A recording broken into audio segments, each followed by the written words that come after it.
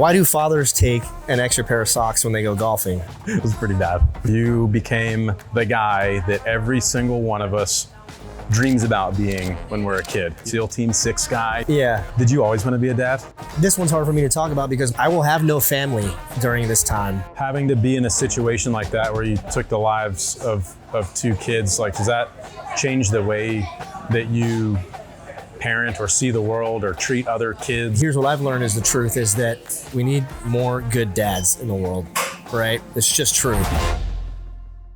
Before we get into the episode, let me tell you guys about Tactical Baby Gear, the sponsor of the Ultimate Dad podcast and transparently our business. At Tactical Baby Gear, we design and develop highly functional, highly practical baby gear for dads. So whether it's the tactical baby carrier or a diaper bag like the Daypack 3.0 with the built-in changing mat, or our S1 stroller with the built-in wipes pouch and cooler pouch, Tactical Baby Gear has a wide range of products that are guaranteed to make your life as a dad easier. But don't just take my word for it. We've got over 70,000 reviews from parents who love Tactical Baby Gear.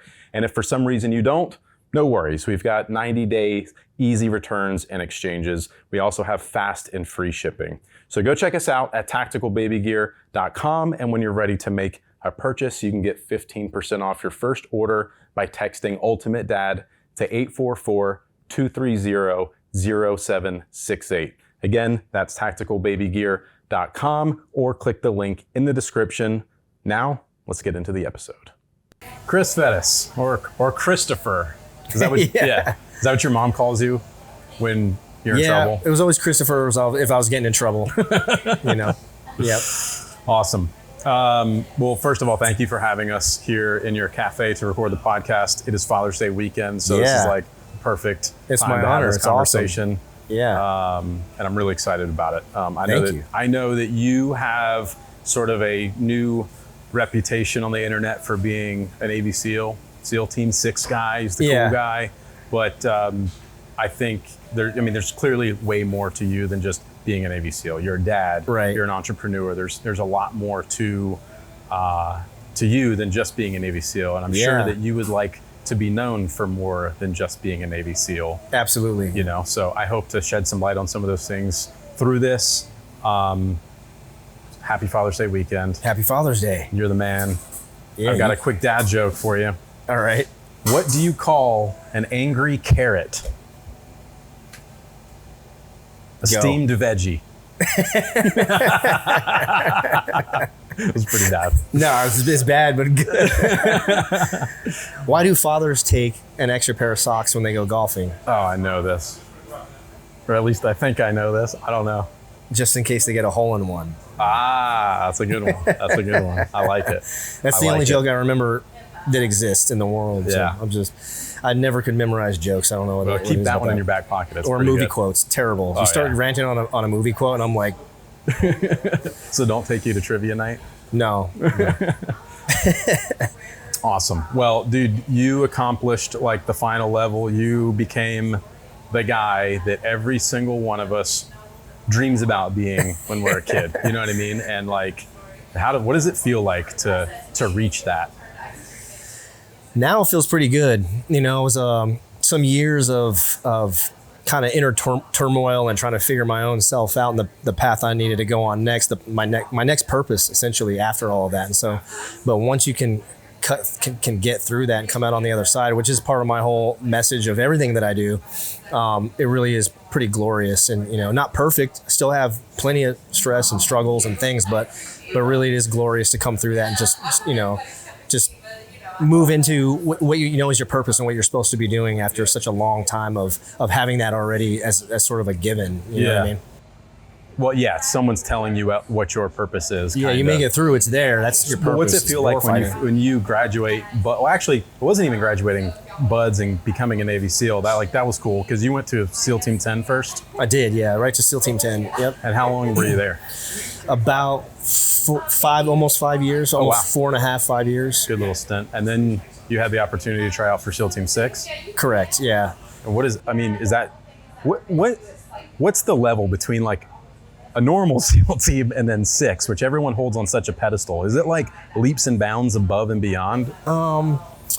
Or is it just a different team that has a different trying setup? my best to describe that, because I got so many SEAL friends, and I got like people that I look up to that were, mentors of mine when I was at SEAL Team 10, that even to this day, I'm like, they're some of the best SEALs regardless of tiers and all of that stuff. So I want to be respectful, to my friends and the teams. And the way I consider it is like, because of the funding is so much more, right, through JSOC than it is.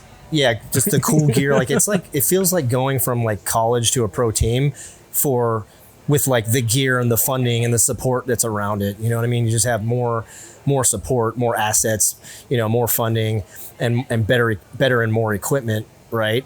And the ability to get new equipment and gear too, right? Which translates to a higher, more ability for the team to just constantly train and iterate, way more than I ever had the opportunity to do when I was on the regular teams. And I think that's the difference. And so selection's its own thing. If you get through it and make it, you're supposed to be there. And then the only difference is all that stuff, which leads to more training, more capacity, just iterations. It's like, Kobe Bryant was in the gym 2 hours earlier than the rest of the team, and it showed, right? Because he was just putting in more and more iterations, more work. It's really the same thing, but and it's not that any one operator wouldn't want to do that. It's just that you've given more opportunity now for that. It's like what you do, every day, in and out, kill house all day, every day. So when you make it into SEAL Team 6 and you're like, you get the stamp of approval, or you're like, holy shit, I did it. Did you do it on the first try? I did. Yeah, I did. Thankfully. And you do go through a feeling of that, but you don't have too much time to dwell on that before you gotta keep. It's not just, you go from this phase of like, I got to keep up to, developing into more of a veteran. And there's just always so much to do. The mission is always running. So, you don't have too much time. And you were doing that probably like peak of things getting crazy in the world too. It's not like some guys who join SEAL teams, nothing's really popped off yet, and they're sort of waiting for something to do. You were probably just right into it, I'm sure. Yeah, what year was this? This was like, my whole career was like around 2006 to 2016-ish. Busy. I joined in time. 2004, but selection, so I ended up at 12, almost at 13 year mark. And so, yeah, it was great. It was great because you go do that for a reason, and then if there's things happening in the world where you get to execute your skills, right, then that's what you want. That's what every warrior wants, but that's not to say that during lulls of wartime that we don't need those guys to be just as efficient, because the next thing's going to pop off and those guys are going to become the GWAT era guys. You know what I'm saying? Just the same way the pre 9/11 guys became the GWAT guys. So it's always going to be turning. Yeah. Well, I've met quite a few guys, like yourself, some SEAL team guys, SAS guys, and every single one of you that I've met have been probably one of the nicest people I've ever met. And it's so fascinating, and I think it's really cool, because I think most of the world has this preconceived thought that, these super alpha, tough guy, mentality, that they're assholes and whatever. But like, now everyone I've met also has gotten out. Yeah. And maybe that plays a part. I'm curious from your point of view, why it seems like everyone who is like SEAL team guys and SA, like everyone's just so cool, so nice, so chill, down to earth. I think that, I don't know, your life experiences, I think, have a big play in how you present to people, like normal people per se, right? Which is different than how we behave when we're around each other. But I experienced the same thing as all, those guys. Just the value system that develops, the integrity system that develops, the camaraderie. I think it just creates, I don't know how to explain it. It just creates that vibe, I think, when guys do have a chance to interact with the general public per se. Yeah. Because, there's a toxic side of the culture and stuff too, but no matter what goes on in the minds or hearts of every operator, there are some underlying like key factors that are just staying common across the board with every operator. And it's like why we're doing this and who we're doing it for. So if I can say that I truly fought for America, right? That includes everybody in America, the good and the bad, right? And I'm not saying that I thought about all the bad people, but if I think about it as a whole, it really was for everybody. It was for you. It was for me. It was for my, my employees. And I like to think about it that way. Is like, I think that's the reason why you get that vibe from people. Because when I go talk to people that are interested in hearing about it, it's just my authentic personality doing my best to tell you. So I don't know where it comes from. I was thinking about that on the way here. I'm like, man, every time I get a chance to meet and hang out with, one of these guys, you guys, it's just like, man, they're so cool. Yeah. And like everyone's pretty kind of goofy and silly and not so serious. And my perception of it is like, there's got to be a perspective thing too, right? Like I experienced that when my daughter was fighting cancer. Yeah. Like suddenly the things that used to piss you off and get you all worked up, like after you experience something like that is totally out of your control, it's your daughter's fighting cancer, you don't know if she's gonna make it till tomorrow or her next birthday, like whatever, every picture you take could be the last time you see her smiling, and then everything after that doesn't matter.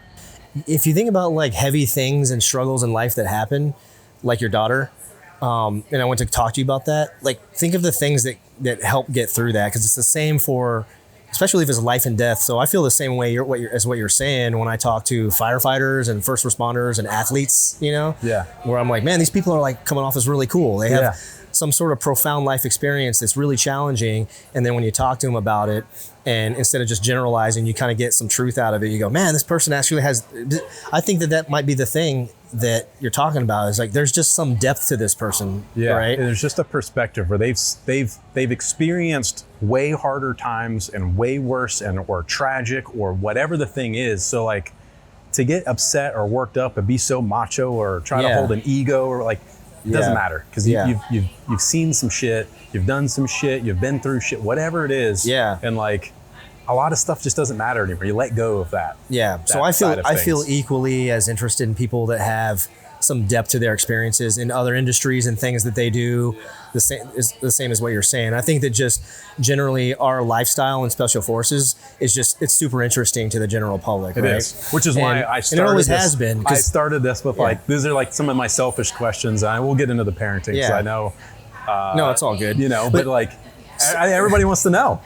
So to that point too, we also catch a lot of hate for talking about it. We've got different operators and guys that are different in phases of their careers and lives and afterwards and during all this stuff. And there's this sort of conception about what silent professional means. So you just gave me an opportunity to actually talk about something I've been thinking about.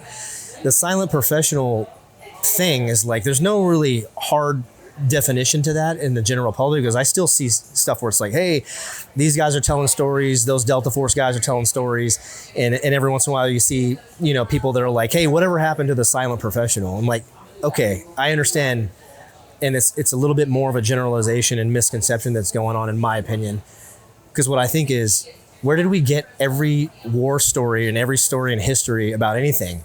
It's from operators when they're done, or maybe somebody documenting it during, telling the story.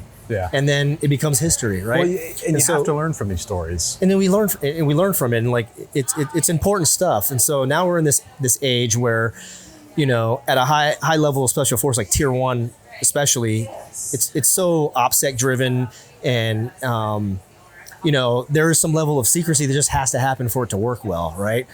So here's my point. By contract, every operator is a silent professional, because if they're not at any point, they're going to be out. They're going to go out. That's a huge cardinal rule you can't really break. You can't have social media. You can't talk about stories, whatever. If you do, in some cases, you got to get really select permission from the government to tell the story, right? So there's that. We're all silent professionals. When we're done, right, and we just become civilians, now, not everybody needs to be a storyteller, but some of us, we do. It's part of our purpose for whatever the reasons are. And so that's what I'm saying is that does not disqualify me as a silent professional or anybody else, just because now I'm done. I'm not on contract for that anymore. And, my purpose is under God. And so does God need me to be quiet? That's up to me and God to decide.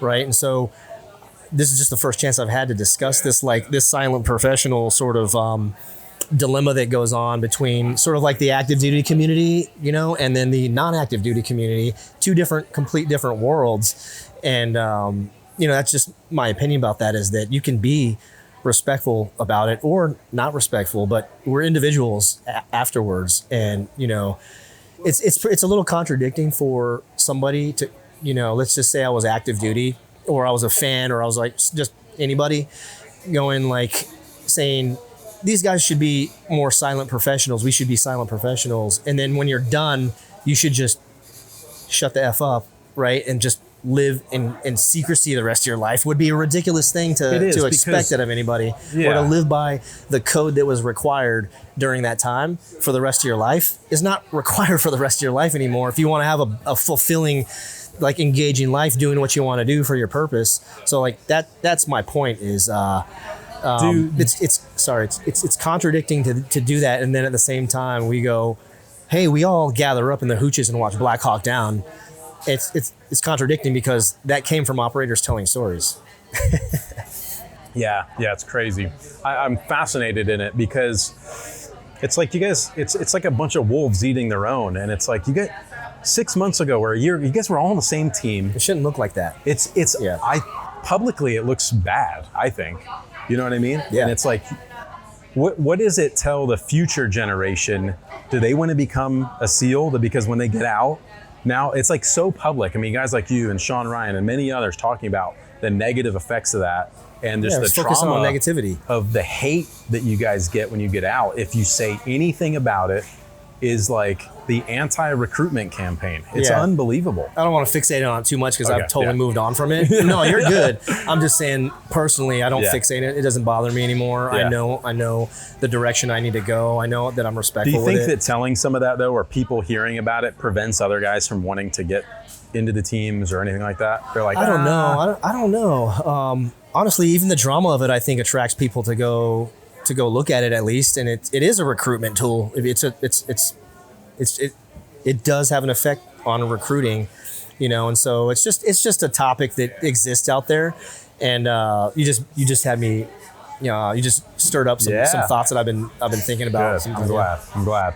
Cool. Well, let's kind of get into a little bit more. Let's get into your childhood leading up to some of this and then getting into having kids. So where'd you grow up? What was family life like as a kid? I grew up in Austin, Texas, right outside Bergstrom Air Force Base. That's where I was born. My mom was married to my biological father. I didn't grow up with a relationship with him, so sort of an abusive marriage at that point. So I'm thank God that my mom was able to find the strength to move past that.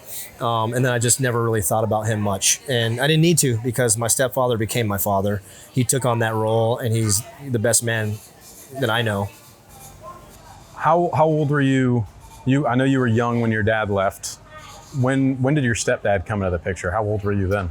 I get the age is wrong. I've had these conversations with my mom, and it's like you can't expect a small child to remember that. But generally, I feel like that was around the age of like 4 or 5. Oh, so it's still that really transition. Young. Yeah, really young. It wasn't like you were 10 or something. No, I think it was like 5, and then So during some pretty informative years, though, at least. Oh, for sure. Yeah.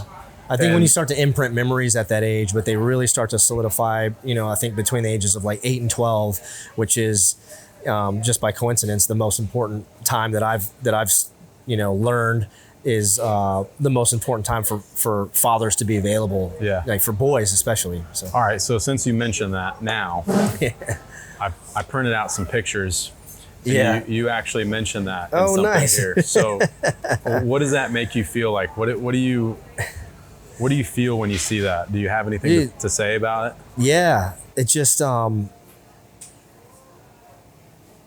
nostalgic moments from childhood that it's part of the reason why I did make the hard decision to get out before retiring, is like they started to be around this age, right? And then I started to realize too, hey, that 8 to 12 age is critical, to I'm not saying that operators that couldn't do that aren't good dads. They're all good dads. It's just that lifestyle, you got to do what you got to do, and just do your best, right? But I had an opportunity that I saw, and it just was the right moment for me. So it was the right time for me specifically. And I can't speak for anybody else, but when I see this, I'm like, to me, I go, I just thank God, because I couldn't have seen this the moment that I decided to get out. You know, I was stressed, I was scared, I was worried, I was lost in myself. You know, I knew I needed to just become a better husband, right? And try to be a good father. So that's what I see in this, is like, man, that was the right decision. Because all things considered, I think that my two boys are really having a really awesome childhood. Yeah, that's cool. I think that they would say that if you asked them. Yeah, you know, yeah. I'll have to ask them sometime. No, just kidding. They might be in here later after school. So nice. Oh, and today is graduation day. Yeah, I just graduated today. Just came back from that. Your oldest is going down to middle school now.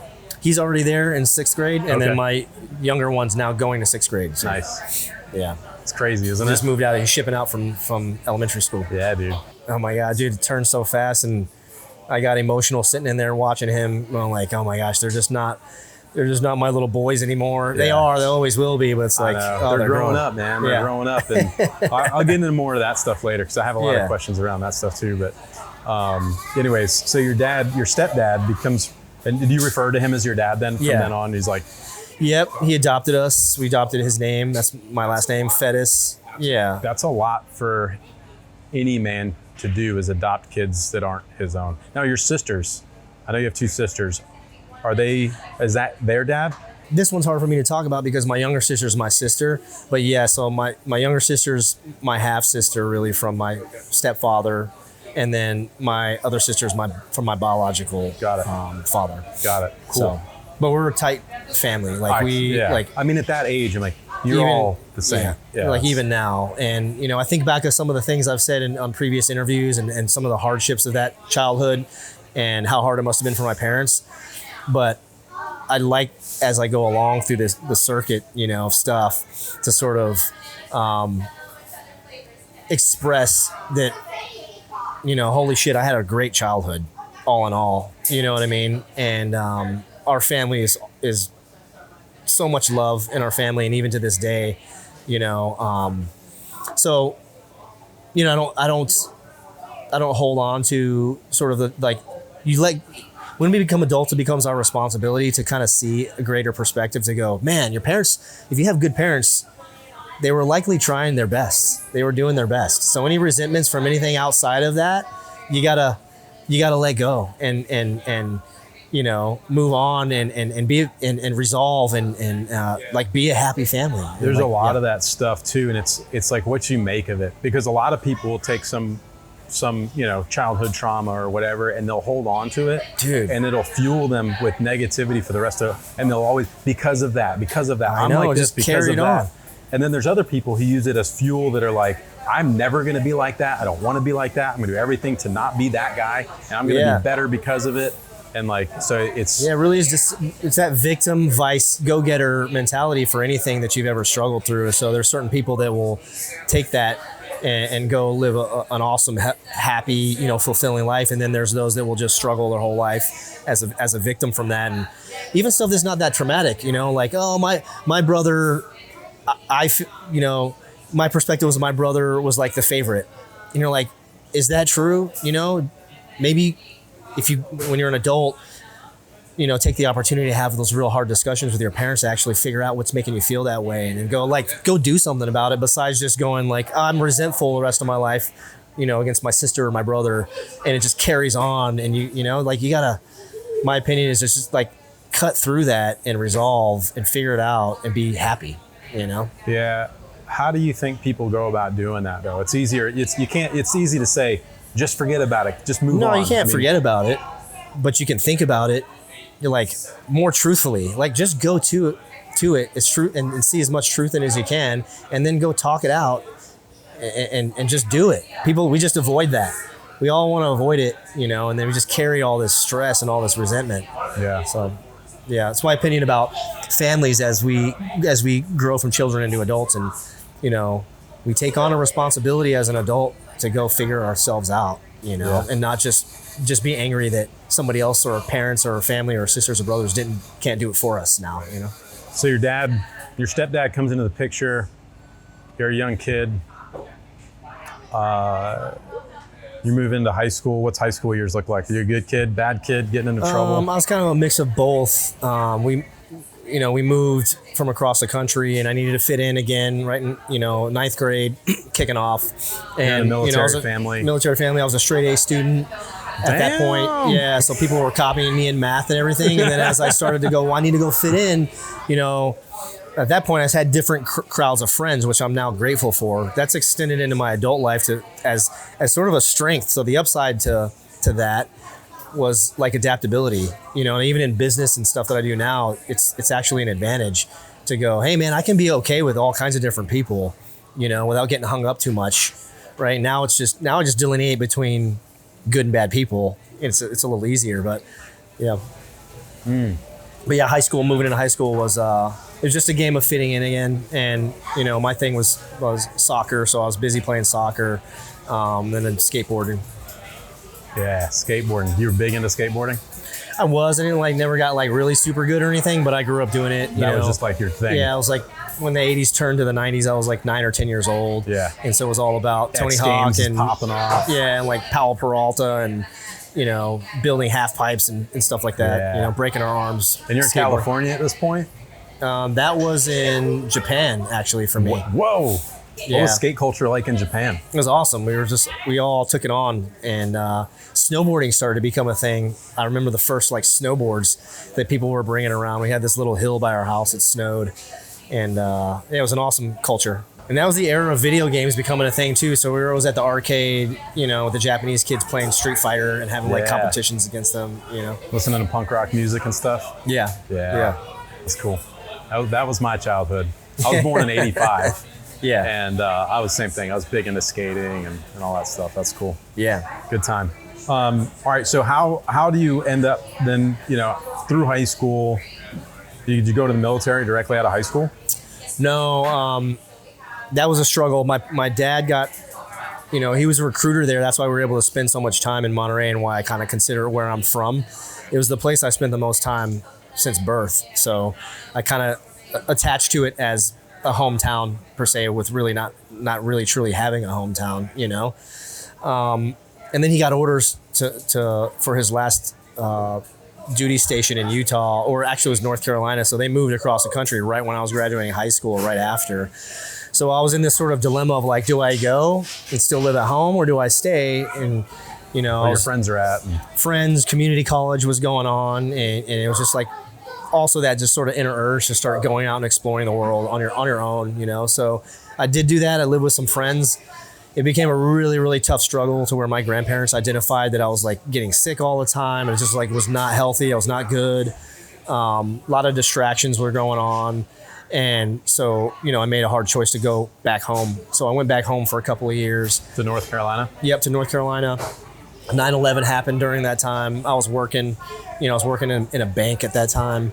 And right then it kind of clicked. It was okay, I'm going to go back to California, which I did. Moved back across the country, trained myself for a little bit, for about a year or so, and then dipped into the office and joined the Navy. Damn. Just like that. Yeah. Good for you, man. Good for you. Yeah, it was a quick decision. It's funny. Some people are hitting me up on in some of my DMs and stuff, naturally looking for mentorship for stuff like that. Hey, I'm thinking about this. I want to go to Buds. I think this is my calling.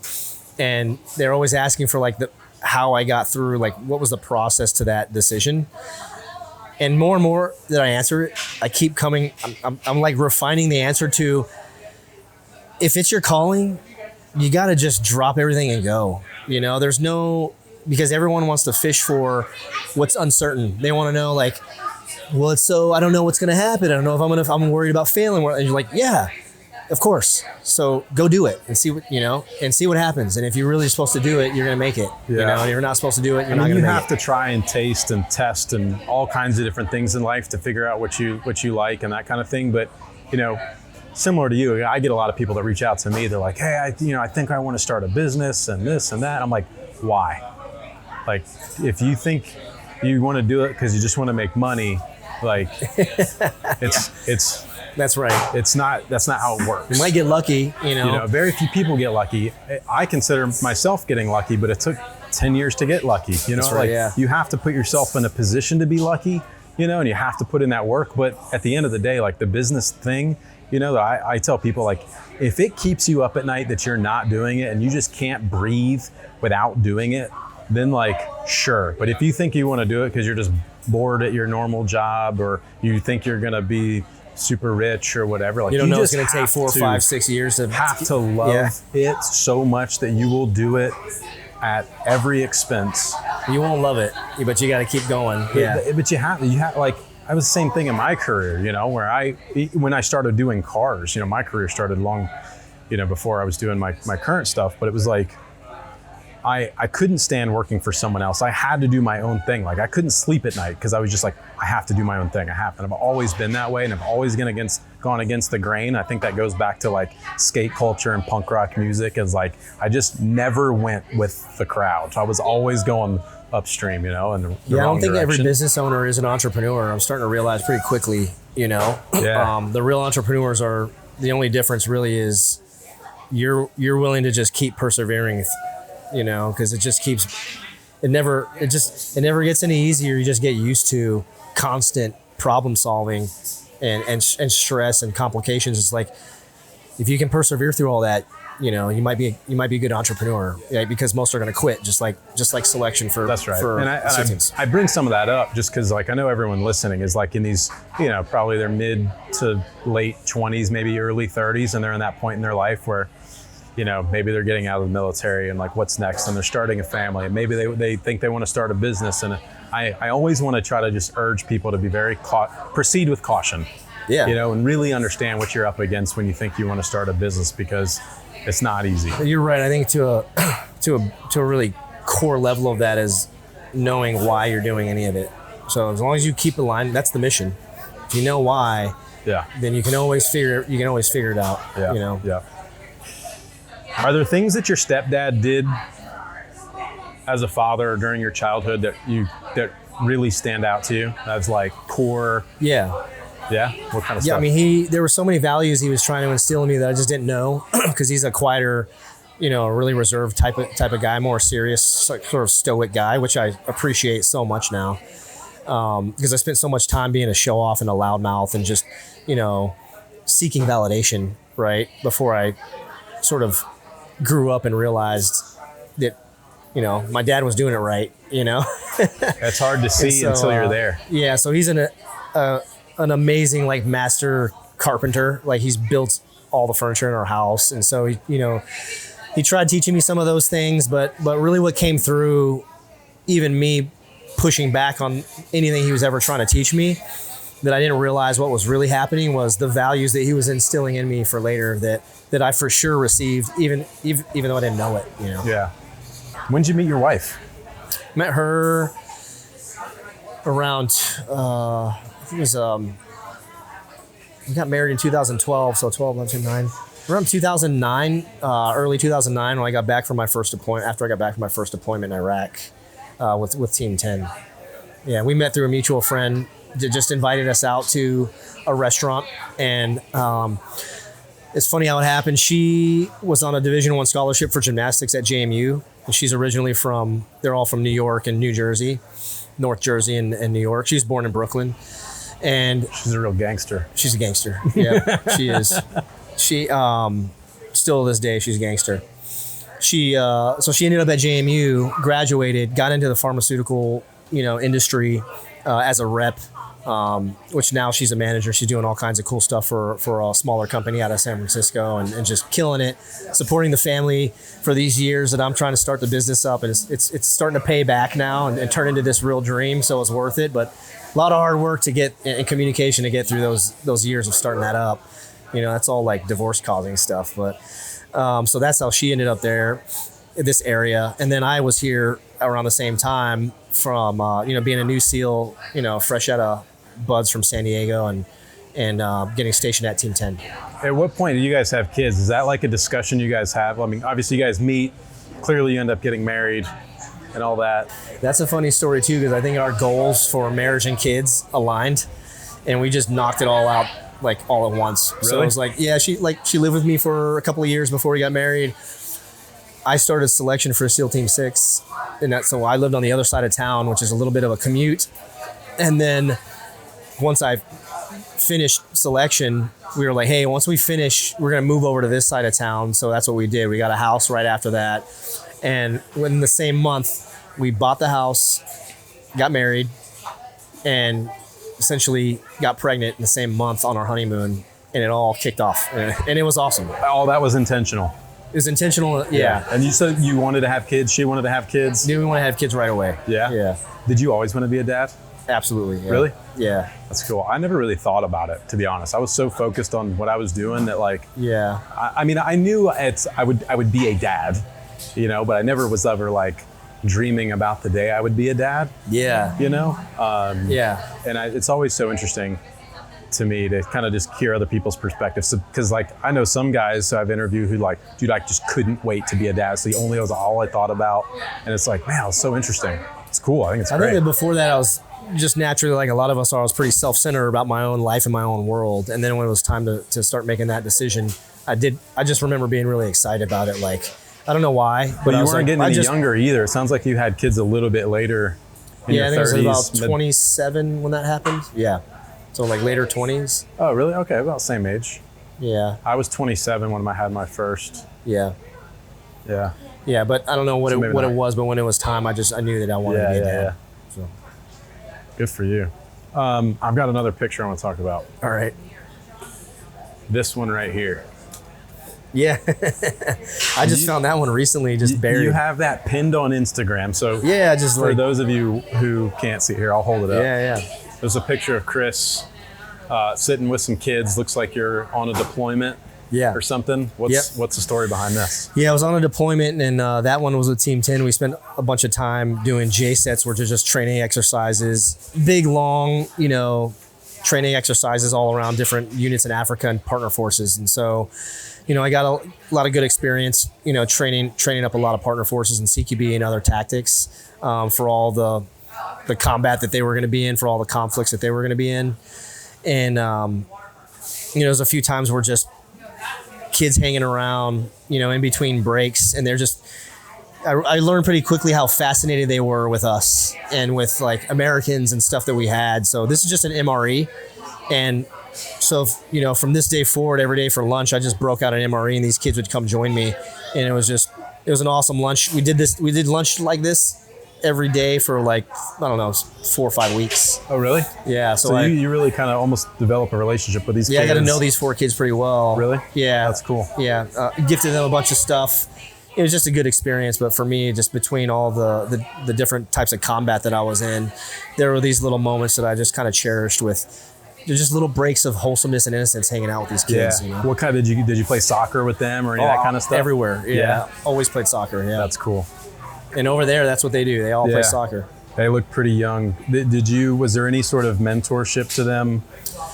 Like a father figure or anything like that? Not so much of that, because I just didn't have time. It was like, cool, lunch is over, I got to go train, and so, and then, some of the soldiers actually did want to keep in touch, but it was just, I wasn't allowed to do that. So that was a struggle for me, because I was like, man, there's kind of get attached. You could help do stuff here if you really committed to it, but I had a job to do, so it's just tough. You know? So, but now I have so many big plans. Yeah. With whatever happens with the business, to go back. I got a good buddy of mine who's a really good cinematographer that's doing some big things. That we've had this loose idea for a couple of years that, hey, when we become a national brand of ice cream, kind of move along with the dream, that when I, gain the resources and ability to go sort of do a little documentary, we're going to go back to all these places.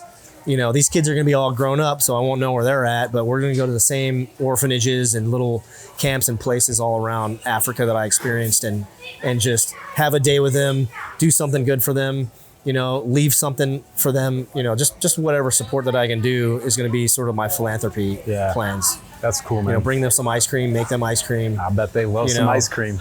Yeah, so shoes, just all the things that I saw that I could easily gain the ability to provide in these different specific places that I'm actually connected to personally, Good for you. That's awesome. I'm sure you can get a lot of people behind that. I hope so. I think it's going to be, I got a vision for it. It's going to be pretty epic. That's cool. Well, let me know when that comes so I can do my part too. Absolutely, please. Yeah. All right, cool. So SEAL Team 6, sorry, a little side quest there. SEAL Team 6, you get married, you start having, your wife gets pregnant, and then do you get deployed? Your wife's pregnant, you're deployed, things get crazy. Yeah, life. So you bring me to one point if you remind me about Khabib Nurmagomedov, the UFC champion. Yeah. This is a good moment for it. But I just saw this a couple days ago. Basically, shit got real hard with the family because although I was extremely happy to be a dad and a husband and be developing our family, it was like the lifestyle, especially at that pace, not impossible, but just felt close to impossible at times for somebody like me. I mean, what are the statistics around divorce in that community? I don't know. It's really crazy. High. Yeah, it's really high. I don't know what it is, but it's really high. It just, for me, it felt damn near impossible. But now looking back, there's some guys, some operators that I realized intentionally decided not to have families because they were so committed to the mission, which is I see that as a good, positive thing. They were very intentional about that, right? But most of us, we want to be dads, we want to be husbands, and we want to build a family. And so we go for it, and then it just becomes so hard because you face this dilemma between, what you are 100% committed to, because at SEAL Team 6 and at a Tier 1 level, you have no space to really go 100% all in on anything else besides that, including your family. So that's a hard thing to say, that, it's kind of understood that when you're there among your teammates, that's the most important thing, even more than our families. We understand that there. Then when you go home, you're trying to get your family to understand that they're the most important thing and not the team, when it's not necessarily true in your heart. Yeah. So my point to the Khabib thing was, I don't know where it was I found, but I'll find the clip after this. He says this specifically when he was training to be a fighter, was like, I will have no family during this time because I had to put 100% of my focus into this thing if I want to be the best. So if you go to Tier 1, you want to be the best, right? And so I think that statement is true, right? And then, but if you have this deep desire to have a family, there's nothing wrong with that. You're gonna have to figure it out. It's hard, right? And that's part of the reason why I kind of lost myself in that realm, of kind of, it was a dark time for me. Is that, so that's actually a question I have here. And this was asked by my childhood best friend, who he and I were the ones, we were going to be Navy SEALs, Mark Hodgson, shout out to Mark. His question for you is actually, how did you compartmentalize being an elite operator one day and then getting bossed around by your son and coping with that stress and compartmentalizing those things? I mean, how did you do it? I mean, that's exactly how I did it. It was like high level compartmentalization. And we even get to a point where in our lifestyle at the team and in that lifestyle, you start to think in your head, man, I'm really good at compartmenting.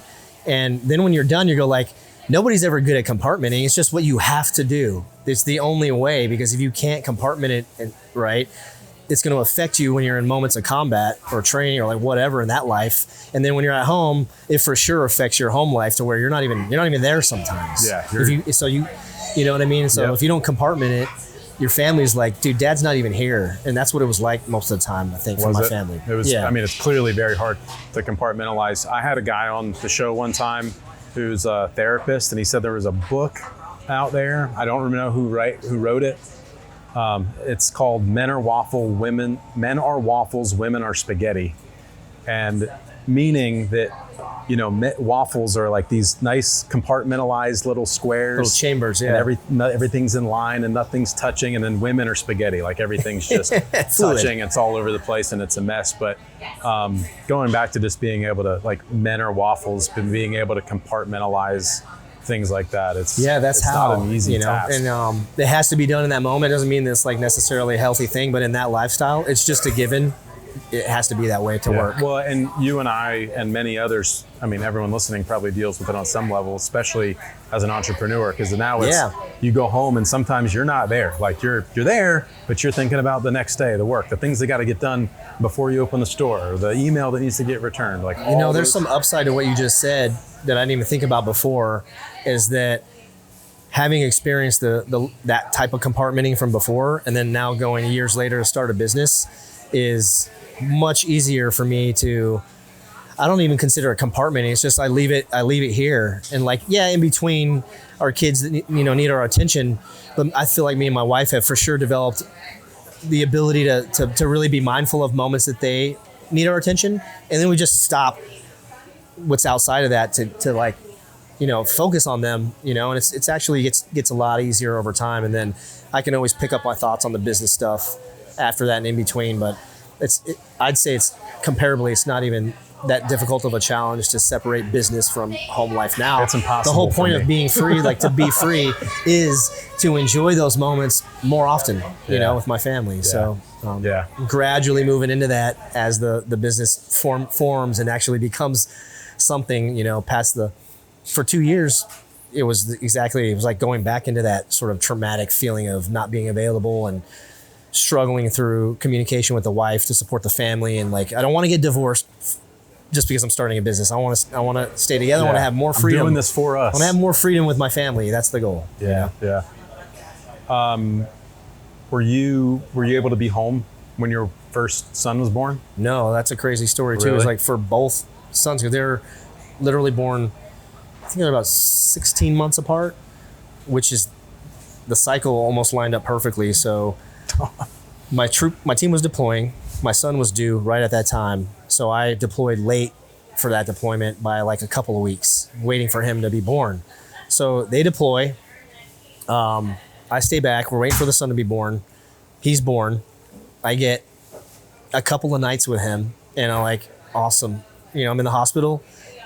We go home. It's okay. If she goes home, she gets to do the first six months with right on her own, with all the no sleeping stuff. All Good thing that. She's a gangster. She's so gangster. So she does that. I come back and I'm like, hey, there's this perfect, 6-month-old baby, and I get to enjoy that, Yeah. And then we go through the next cycle, right? And same exact thing. He's due right when we're deploying. So again, they deploy.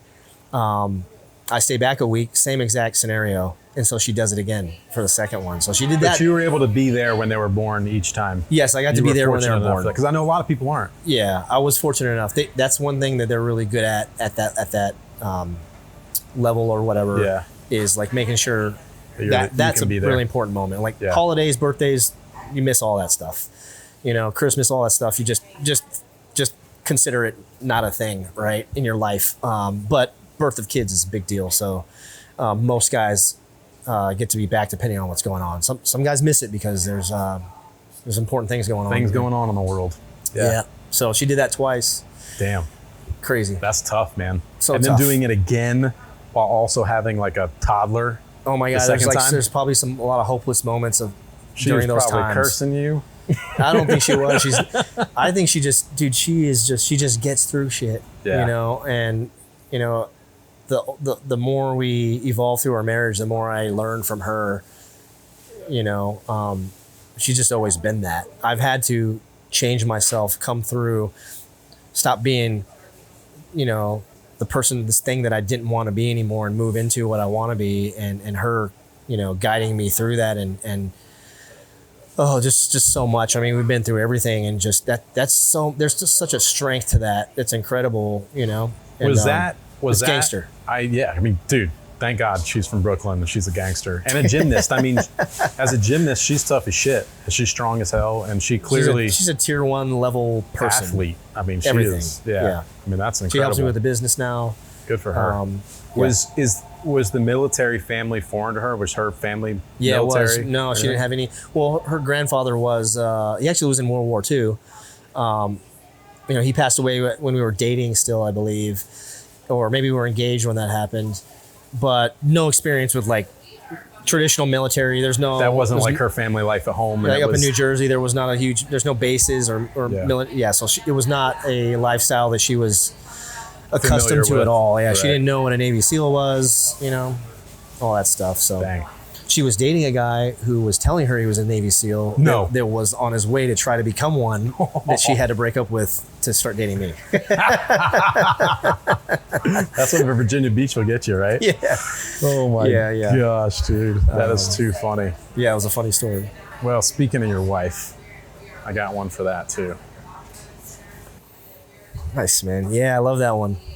Yeah, I'll keep that on there. So this picture came after I was done. I was going through my sort of transitional phase to, a few years of just figuring myself out and sort of realizing that, some of the words, the contractual agreement to marriage were starting to mean a lot more to me through that than when you're young and you say those words. And, if I could go back to myself in that moment when we got married, then like these words mean, this is a contract. These mean something. Right. And so, but even some of those words are like, hey, through all the ups and downs, through the highs and lows, through hard times and good, all those words, sickness and health, you really go through life and figure out what that means, so that's what this picture kind of stands for me. Death does not do us part. So I think we move on after that, and our souls intertwine in different, moments of time and, past lives and future lives and all that stuff. So, when you started having kids, did anybody on the SEAL teams? Did you have any like mentors or other guys that were dads giving you advice or anything Absolutely. like that? Yeah, quite a bit. And it was other dads giving me advice that were in the struggle of trying to balance that lifestyle, which is it just feels impossible, but they do it, right? So, yeah. Was it good advice or was it like bad advice? I'd say in those moments, it's good advice. Like, we do have a sort of toxic culture side where we encourage ourselves to do the things that I think are actually gradually starting to make their way out of that culture over time, slowly but surely, which is good. It's starting to shift from this like drinking, bar fighting kind of old school SEAL culture into, there's just so much evidence and knowledge, through all these different, researchers and scientists and people just like doing great things out there for the human performance aspect of everything. Is like the goal now is to optimize and be like real universal soldiers. You know what I mean? And I can see it slowly happening. It's a good thing in my opinion. So. Outside of your stepfather, did you have any other like father figure roles, friends, dads that were like positive influences, coaches like that? Coaches for sure. I had a couple really good coaches, but the biggest one for me was my grandfather, Jack. Oh, yeah. Okay. Yeah. He immigrated. Oh, he didn't immigrate. My grandmother immigrated with him after Vietnam, where he met her. He was stationed in Japan for a little while during that time. Moved back to the States. Eventually, they had a house in Northridge, LA, and then moved and sort of retired in Pebble Beach, Monterey, California, and that's where we ended up. Where I went to school and where my dad was a recruiter, so we could stay there for some years. And so yeah, I mean, he's my real dad. My real dad. My dad sacrificed what he really wanted to do, which was engineer F-16s and the ejection seat specifically, to go be a recruiter, which was probably hated doing that work, but he did it for us. So now I see that. I didn't see it at the time. Why did he do that for you? What kept him from engineering? He knew my mom wanted to be there near her parents, right? And for us to go to school and be able to visit our grandparents and just kind of have some semblance of a normal family there. And so now I see, like, there were no words to that. He just did it, and now I see it. That was clearly not something you were privy to or aware of at all. No, not until later. Yeah. Wow. That's a note for like good dads. Just do what you know is right, because even if it seems like the kids are not hearing it, they're receiving it, and it just might not. I know you said that on Sean materialize until later. You said that to Sean too. It's like, okay, he was trying to give you guys lessons and those sorts of things, and you just didn't You didn't hear it, you didn't want to hear it, but you were absorbing it. Absolutely. And so my point is, just do the right thing and be a good dad, even if they push off of it or bounces off. It doesn't seem like they're receiving it. You just keep doing it. You know, keep the same positive messaging, the same value system going. Like, you know, there's often times where I feel like you almost have to be a little bit selfish to yourself in order for everyone else to be good. Like, you have to take care of yourself first, right? Like, absolutely. Yeah. And if I don't think it's wise to make sacrifices for yourself, for your family, if it's going to make you miserable either, because I think it'll drag everyone down. You know? So those have to be calculated, I think. Yeah, when I went through this was like maybe 4 or 5 years ago, this moment of making a decision that I needed to change something, because I was not happy. It was the opposite, right? And it was not anything or anyone around me. When you finally figure out the truth that it's you, right? And you can do the work to change that, and then you go for it. When you start to transform into this person, like the man that you want to be over time, there were some moments where it seemed a little narcissistic because I was so focused on trying to take care of myself better. If I'm trying to, and I had to do this, you know, through communication with my wife, I'm not hanging out with our friends as much anymore. And they're mad because they're like, why is Chris an asshole now? And, you know, I'm not doing, it's like I had a focus going on for myself that seemed like selfish or narcissistic, but you got to stick with, you know, the truth and knowing that you're trying to change yourself to become something, and you have to start with yourself. Just like, you know, with your kids and your family, you have to focus on your relationship with your wife first. And that seems selfish because you're like, the kids mean everything, but it's just true, right? That it's not true. The relationship is the most important thing, right? Because that's what leads to then, you know, like the rest of the family being happy. Right? How did you manage? Did you have to do any parenting virtually, being away from the kids? You're on deployments, you're talking with your wife, there's maybe a situation or even just communicating with your kids while you're gone. I mean, like, absolutely. Having them start to understand, like getting to ages where they start to realize dad's not here or dad's leaving again, or I'm not going to see him for a while. That's the reason I got out, was because my older son started to realize that time, you know, man, most of the time dad's not here. And all I get are these little FaceTime phone calls that are not real. Right. And he started to develop anger and resentment for that. And it started to piss him off. When I was trying to be a dad through the phone, I could see that he was pissed, you know? And so I made a decision, a conscious decision. When you say trying to be a dad through the phone, like some sort of disciplinary action, like, hey, you shouldn't do everything, this. Anything you can think of being a dad with your wife on the phone going, hey, he got in trouble at school. He got this, and those things will start to happen when dad's not around. Of course. You know, because, and you're like, hey son, you got to fix this, you got to do that. And he's like, you know, even at 4 years old, he started to realize that this is bullshit, you know? So that's when I was like heartbroken. Hey, I need to get out and be there and be a dad. That's just what I need to do. Right. And so coincidentally, I had done 8 out of 9 deployments at that time, and realized that I had done everything that I came to do in my mind.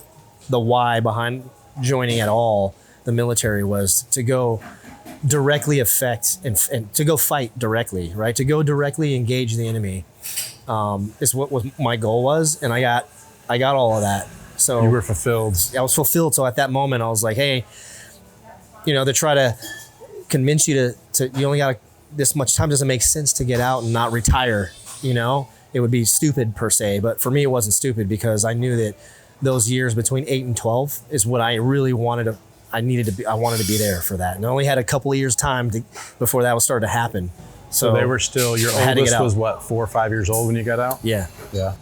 So, yeah, I mean that's really the beginning of those informative years where they really, you know, you have to really start to instill certain values in them, and for them to start respecting things and understand what no means. And because like, man, I mean, I think we've all seen those kids that you can tell their parents never told them no, or there's not a dad at home that's like doing certain things, or what, you know, whatever the case is, that when it's all on mom, like she's doing the best she can. And again, your wife's a gangster, and I'm sure she was doing her best to be both mom and dad. Yes, absolutely. Gangster, gangsters, the theme to them, not just my wife, but all of them that do that, we know so many, we're friends with so many, there's widows, there's like, dude, there's such a strength to this community. There's such a power going on right here that it's pretty incredible. But to that note, one thing that can happen is such a struggle for operators, is then when you're home and you're actually physically there, you're trying your best to dad in those brief moments, and it sometimes breaks the family apart more because you're like intruding on her system.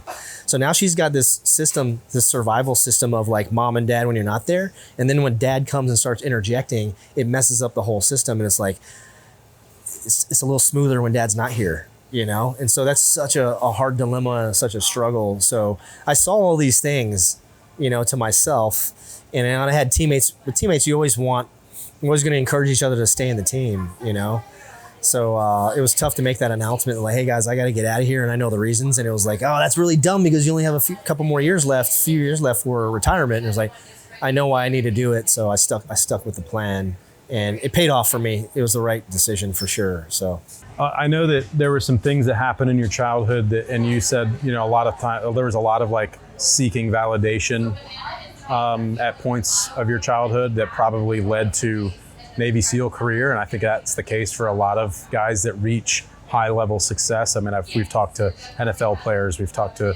tier 1 guys, like a lot of people who make it to the top have had really adverse childhoods for one reason or another, and now that you're back and, you said earlier, like, you kids are really enjoying their childhood and all these kinds of things.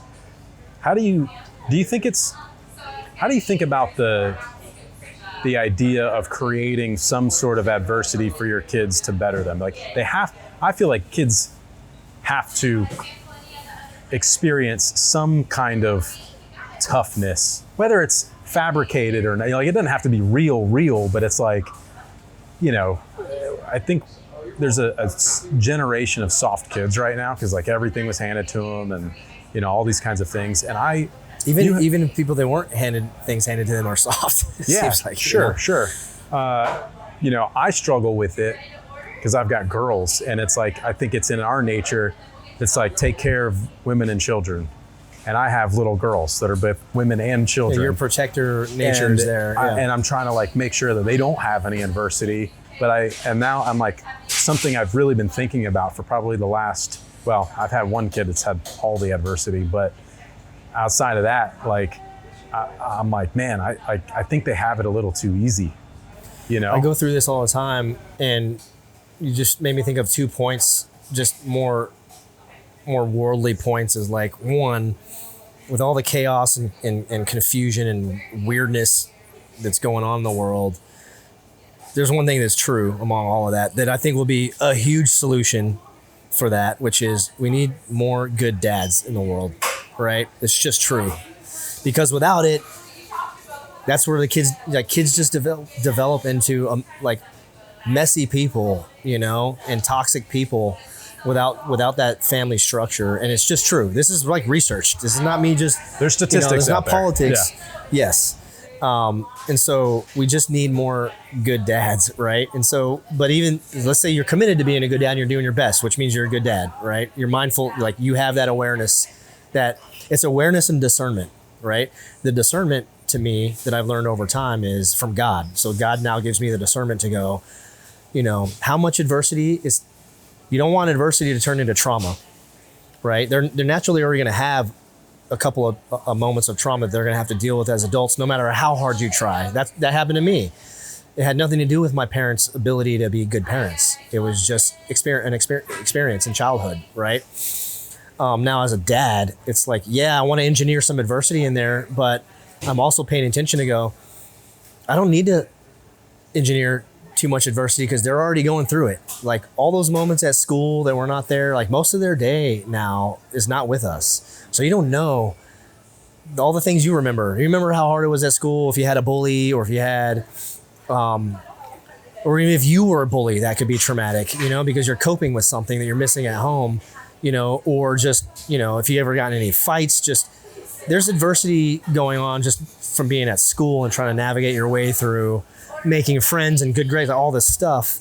But like my older son just had a really tough time with his first couple of years in travel baseball, and just was like unlucky. But it's also not unlucky because he's got a couple of years of adversity he's dealt with through this that I know they're starting to pay off, and he's going to become this incredible baseball player. He's already doing it, right? And once he finds the environment that he's supposed to be in, then I know that it's going to shine.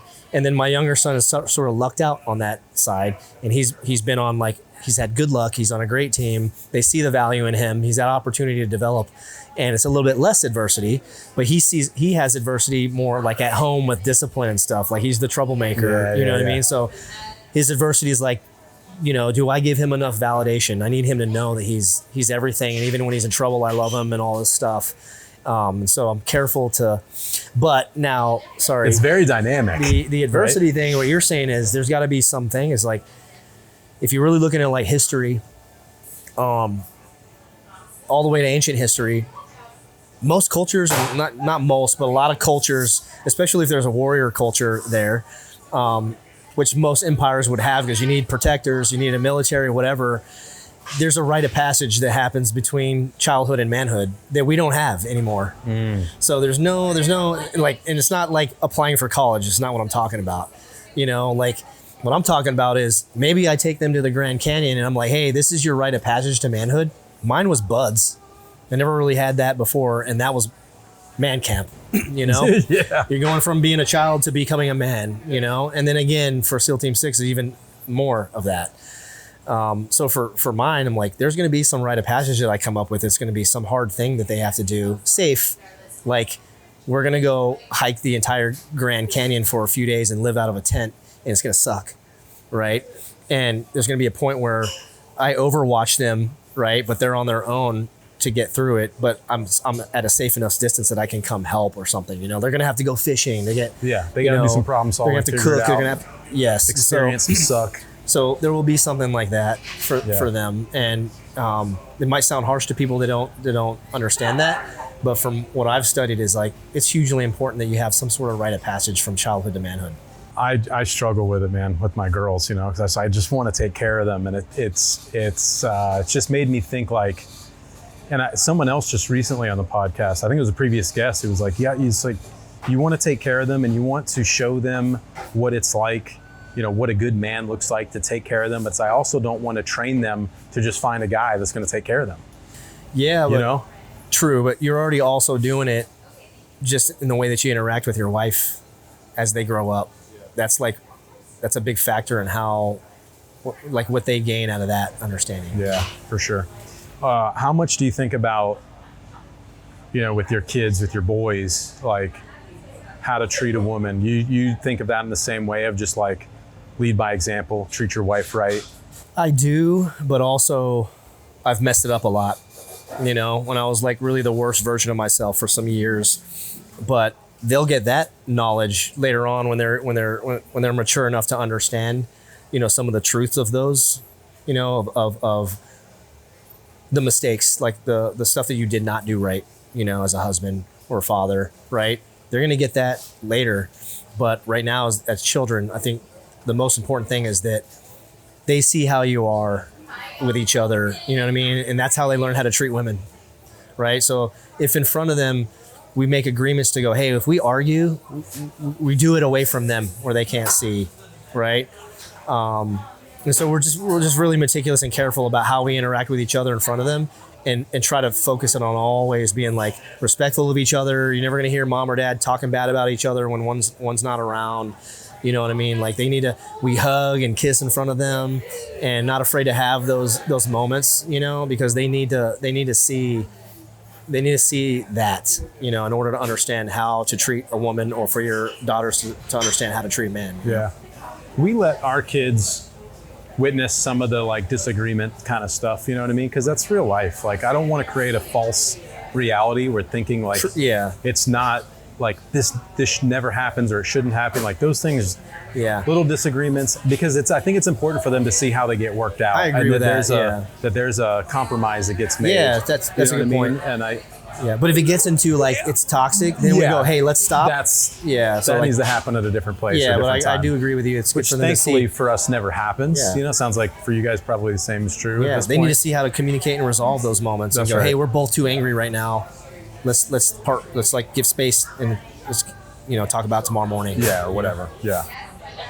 A few minutes ago, you talking about the adversity stuff, and you said, you mentioned how leaving some things to God and stuff. I want to talk about religion for a little bit. I know that that's been a big topic for you recently.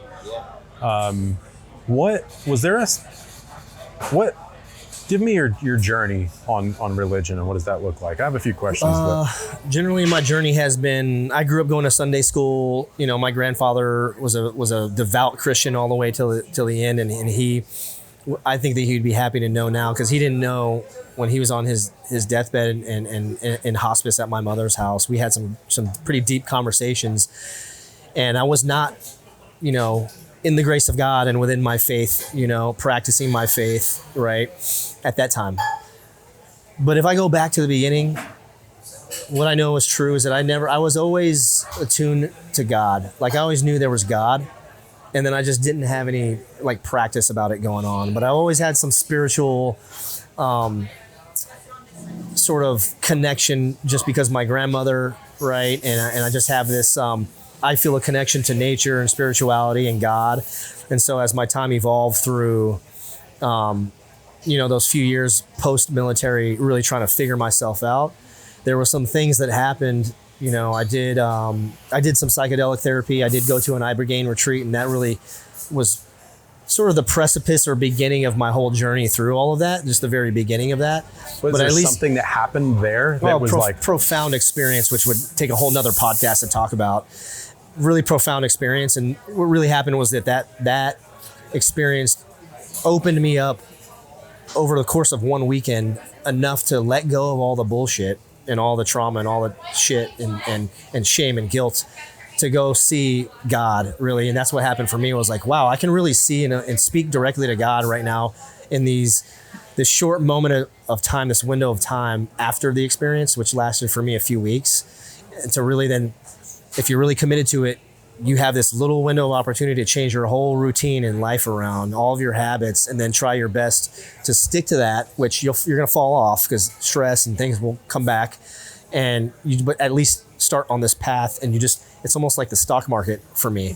It was like dips, but up, dips, and then you get stronger, dip, but over time, over a few years, you were down here when it first kicked off, and now you're right here in life, and it just gets easier. And then these little dips turn into just little nicks that aren't even really big dips. And then eventually it just starts to smooth out. It's just on a flat plane upward. So like, that's the way I visualized that it happened. And during that time, that whole transformational period led me back to my deep, deep faith in Christ and God. And because it became an effort to find the truth in as much as I could, which meant finding the truth in myself, which meant confronting all of my past truth of myself, all my indiscretions and mistakes and all the things. And then what that led to was, hey, I really feel this like spiritual vibration of understanding going on over time. And then the ultimate truth for me, and it has been this way now, and I don't think it's going to change, is that the ultimate truth is Christ and God. And so that, and it's evidence-based for me, because as soon as I reach that, right, it feels like the doors to all of your dreams of everything you want to happen just start to happen, right? And then every time you shy, I sort of start walking away from God, it starts to dip. It starts to become a struggle again. It starts to get hard. And so over time you learn it really is real and true, the way that it works. So that's what I've come to now. Yeah. I mean, everyone obviously has their own experiences with these things too, right? And like, I struggle with it a lot. Like you, I grew up going to Sunday school, church every Sunday. My mom ran the church essentially, come from a very religious household. And my family is just, that was childhood, and it's like, I believe in God because that's just what you grow up believing. That's what your parents tell you. And that's what, you go to Sunday school and you hear these stories, but none of it really ever stuck with me. Like the way I'm starting to hear people, because I want to say people are more open about it now. Clearly people have been very open about the religion and stuff, but I think there's a big focus on it. There's like a resurgence of it, I feel like, recently. It's a huge resurgence going on right now because of just the evil state of the world. My opinion is that God's turning that, right? It's like, all right, it's time to balance you little humans that want to delve into evil because I've given you free will, right? And it's like now it's time to try to bring it back a little bit. And so I think people are waking up on a pretty grand scale, but at the same time, persecutions are going on all around the world from the evil, from the bad guys, from people. I'm so interested in it personally because the way I hear some people talk about it is like, wow, like there's some real profound thing going on. And absolutely a spiritual war going on. I don't feel the same way that guy feels about all of this, and truthfully, with my daughter's situation, fighting cancer and all these things, it made me question it more than anything.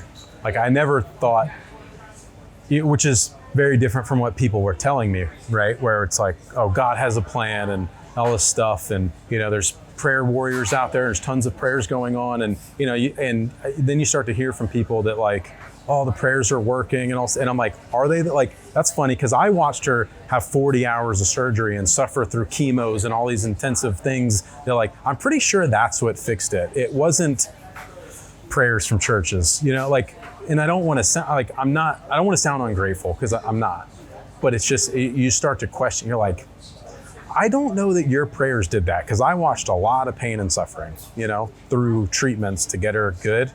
And, it just made me, I'm like, man, like. Where's she at now with it? She's in remission. She's been in remission for a year and she's doing awesome. Like she's so better than ever. So now if you could go back to those moments where you doubted that those prayers really did anything and that it was all the medicine and all the stuff, would you now still say, to God that didn't work? That the medicine didn't work or that prayers didn't work? I don't know. I don't know how I feel about it yet. Yeah. I'm still trying maybe to you still have to go. That's why I'm asking. I'm curious. Like, was there Yeah. something that happened with you? Yes. I'm still on like a journey to understand. So I and feel find like it. I've been through so many moments of what you're saying where like, how could God be real or how prayers work because of this level of suffering that's happening? And I've seen it all around the world. And so I've, in the most respectful way, not arrogant, insecure arrogance, is like I've evolved my spiritual understanding now to realize that what pushes a lot of us back, and I pushed away from it too, is like if you would have done like Jesus stuff around me, like talk about church or God or whatever some years ago, I would feel angry or like resentment and like that's bullshit or whatever. And that might be a sign that you need to look into it a little bit more, because why is it making you so angry? You're right. Because you can go talk about being an atheist right now and I'm fine, and or anybody of any religion can talk about their understanding of God and I'm fine. I'll go into any church and pray with them, because here's what I've learned is the truth is that the church is my direct individual relationship with God and Christ, and nobody else needs to know. I don't have to explain it to anybody.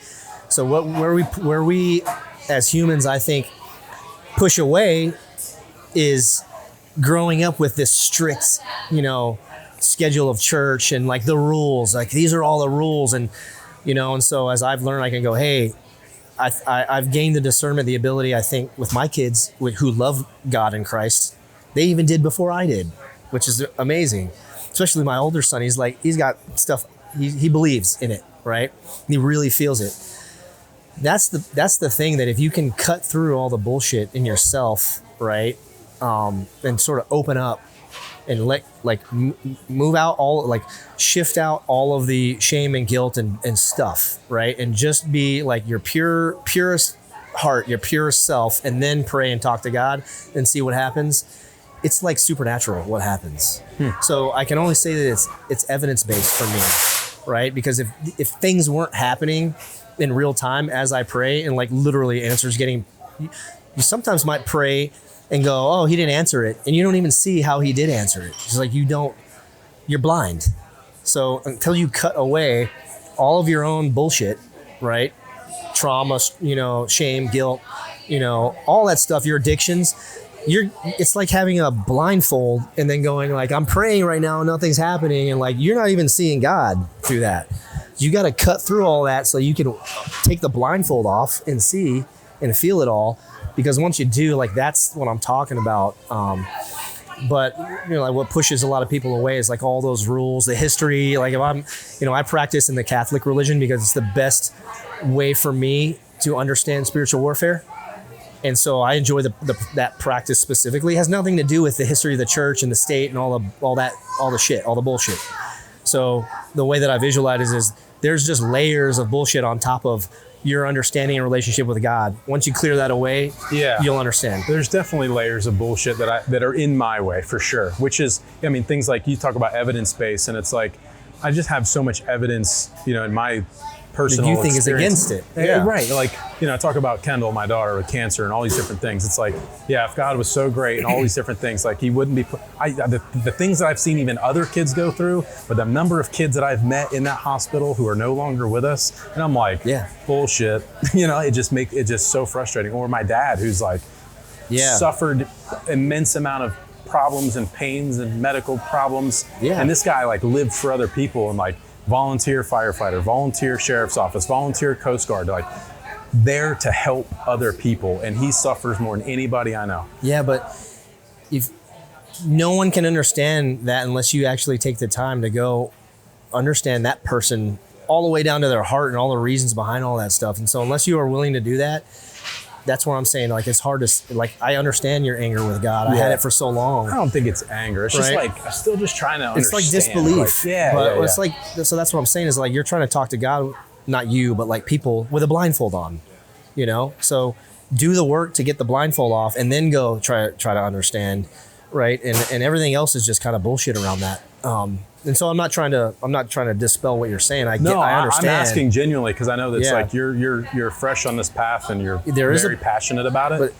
But God does have. I believe that God has a purpose for all of us, and we have the free will to not walk on that path. So now you're on your own. It's like, cool. Hey, go be on your own and see what happens. Yeah. But once you get right with God and get in the grace of God, see what happens then. I'm telling you, it's pretty incredible what happens if you do that, right? But you got to commit to it. You can't just kind of half-ass. You can't just show up at church and go, oh, look at everybody, I know the words. And it's like, the best church I have is in my little man room in the altar that I built when I light an incense and I go meditate and I go connect straight to God and ask the questions and the prayers. Right. So thank you. But yeah, there's always going to be a certain amount of suffering, and we're humans, so we can't, unless you try, especially if you're not trying to, it's impossible to understand God's will for all of that, right? But if you put the work in to understand it, my opinion is that you will understand. You talked about doing ibogaine and your religion and all these different things. Right as you got out of the military, you had sort of an experience that I'm sure plays a lot into the things that you're talking about now. Can you just like briefly touch on that and like how that affected you and like how you've come out from that better? Yeah, like the experience itself. Yeah, I mean, just kind of high level. Just in terms of that final mission, there were some things that happened. So my last mission was, it was just like, how do I say this? There's been plenty of moments, plenty of things, people I've killed, things that I've done. It's part of duty. And so the thing that happened with those kids was part of my duty, but it still had a profoundly sort of like inner traumatic thing because I feel so personally, and every operator is different and we all compartmentalize different. So it's not to say that, we all have PTSD or none of us do, or some of us do, but you wouldn't know it because we don't accept it or something, like all these different little nuances of any of that. The point is for me, that thing that happened, there's a lot more depth to that and the things that I needed to understand about that other than I just did this thing and now it's done. And so that it had this like just profound effect on me, especially because I feel so connected to being a father and kids. And really it's not the kids themselves, it's it's that we all start as a clean slate with this level of wholesomeness and innocence that the world takes away over time. And in my opinion is that the enemy, the devil takes away over time, right? And it just wears you down over time. And then by the time you become an adult and even age into your adulthood and get older, it's like some of us just get worn the fuck down, and we can't figure out how to do it otherwise. So that's what happened, is that I just needed to understand that at a deeper level. And it was because of my connection to not just kids, but the wholesomeness and innocence of the world, and then the way that it just gets taken away. And I felt like I had participated in that in some way, and I needed to understand why.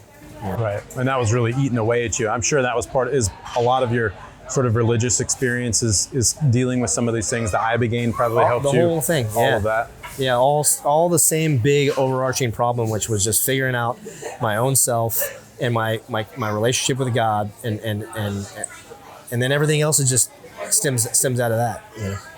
Having to be in a situation like that where you took the lives of two kids, like, does that change the way that you parent or see the world or treat other kids? Or yeah, I think I don't know if it necessarily changed the way I see the world. The way I see the world just evolves over time still. And I think that I've accepted it. I think that that's the best way to do it. Because if I ever get stuck in the way that I exist right now, it means that I've stopped learning. I'm becoming stagnant. Like, I'm set in my ways, and I don't have the ability to change something or apologize if I mess up something, or keep learning things to improve with the goal of all the way until I'm not in this body anymore onto the next thing. My goal is going to be improving, each day overall by like 1%, or some fraction of 1% or whatever it is, and that's what just I've realized brings mindfulness to every moment, and the concept of feeling happy, like happiness, like, you always feel like we're chasing it. I'm like, I think I've reached it, and there's a lot of stress and struggle, but generally I feel pretty fucking happy. Yeah, good for you. Let's talk about family safety, security, those sorts of things. You talk about innocence being taken away, and there's a lot of like some of the social pressures of the world as a parent, right? You're dealing with screen time, have kids having devices, things like that. There's, like public school, like your kids are exposed to certain things that you can only keep them in a bubble and innocent, like really truly innocent for a period of time. Yeah, right? I'd say you want to preserve that, but not necessarily create a bubble, because that could have an adverse effect. Sure. But it's like just trying your best to like, even as adults, we can have wholesomeness and innocence. It's what makes us connect to our kids. It's what makes me, it doesn't matter how old I am. If one of my, like, they fart and we laugh our faces off, you know what I mean? Like, that's wholesomeness and innocence. It's not, and so I figured out that even as an adult, I still have that in there.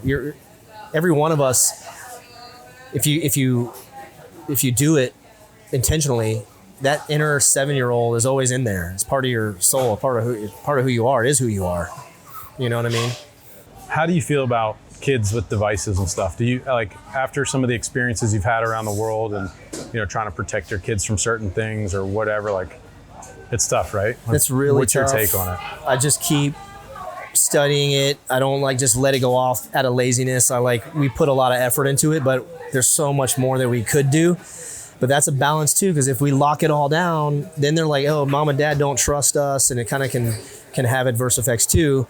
You just find some balance of like enough freedom. So for what we do now is, we have some apps and things where we can see, but we're not like hawks over them. Because I know that even if my son's phone is locked up, his friend on the bus he can get into whatever on the internet and show him. And my number one thing is porn, right? Is the most traumatic thing that they can get into on here. Especially imagine like getting their phones at 5, 6, 7, 8 years old. And if they get that, and the infinite levels of deviant evil that they can experience in those moments of seeing that can have effects on them for the rest of their life. And for sure, things that they're going to have to put a lot of effort into fixing in themselves, and all the problems that stem out of that. So what I do is like, hey, since I'm so conscious of that, I just communicate with them over and over and over again to the point where I believe now that they fully trust me that I go, have you guys seen any of this so far? And the answer I've gotten is no from both of them. And I go, they love our dogs. Like they just love our dogs. So I'm like, okay, just so I know the truth, like, do you swear on the dogs' lives, on Grayson and Bella's, that you haven't seen that yet? And they're like, yes, we do. I was like, okay, well then on that note, you're gonna see it. The day that you see it, I need you to tell me, and also know that have no fear of getting in trouble. You're not gonna be in trouble at all. And it shouldn't be embarrassing either, right? I just need you to tell me, and you'll know why once that happens. And so they both have made an agreement with me, like, okay, Dad, whether a friend shows it, they've seen a magazine already, and I was like, okay, now I have an opportunity to explain what that is and why that exists and what it means, right? And how evil it is. And so same thing. And so that moment will happen, but I'm at least, what I'm putting the work into is to go, hey, instead of focusing on locking everything down, I go, hey, I want them to trust me enough that when they do see it, they come tell me, and then we have a chance to talk about it. And so then it's not a trauma, Yeah.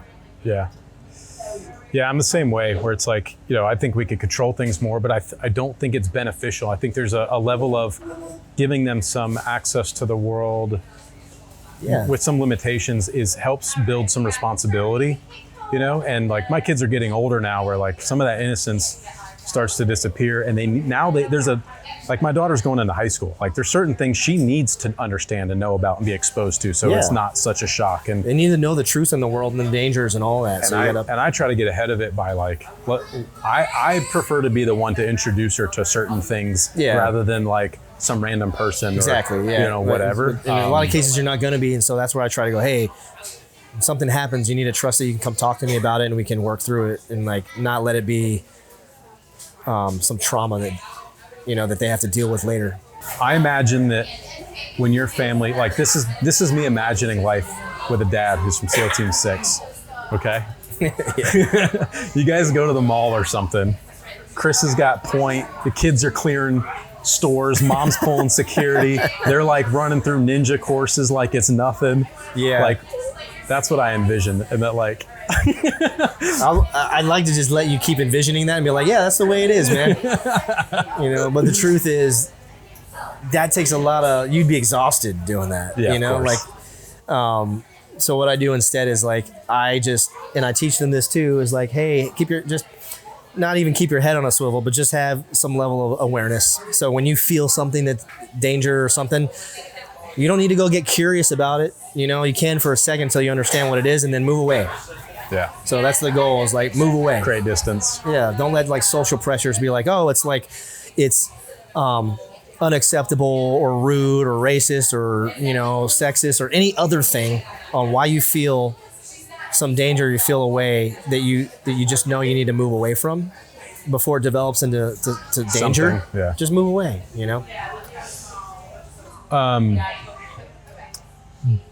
Is there ever a level of concern from guys like in your community after telling some of the stories you've told and sort of associating yourself with something that's happened in war, especially right now with like these crazy open borders and things like that, that's like a sense of like heightened security?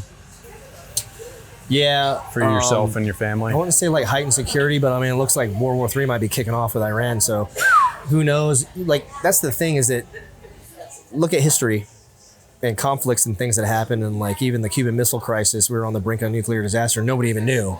Most people didn't even know. We're just going about our day. So my point is that like when something pops off, right, and it all just goes to shit, it's just going to be on some normal day when we're all just minding our own business, going in the shop for ice cream, and next thing you know, hey, a swarm of drones just dropped a bunch of nuclear bombs. Well, it'll be whatever. like 9/11, right? We're all in school, it's things gonna are be happening, something. and then suddenly on the TV, It sounds scary, but guess what? Through history and time, there's always going to be that. There's always going to be moments of peace and prosperity followed by complete chaos and destruction and war. And that's the human history. So we got to expect that that's always going to happen. World War II was the last moment. We've had some semblance of peace and prosperity in the meantime, and then we're humans, so we don't want to carry that on. We want to go fuck it up and then see what happens the next time, you know? So yeah, it does. But for me, it's just more of just keeping a loose awareness on what's going on, and then planning on what we're going to do as a family, depending on the situation, and just being sort of ready.